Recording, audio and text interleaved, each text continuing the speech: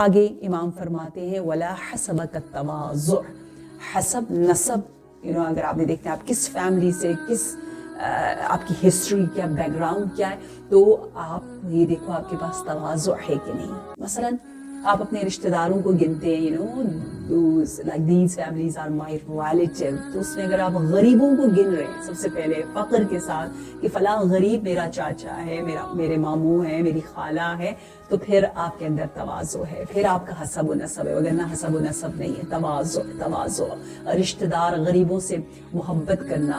اور یہ حدیث کتنی پیاری ہے، بہت پیاری ہے کہ تواضع وہ نعمت ہے جس پر کوئی حسد نہیں کر سکتا، کوئی آپ سے چھین بھی نہیں سکتا. کیا بات ہے.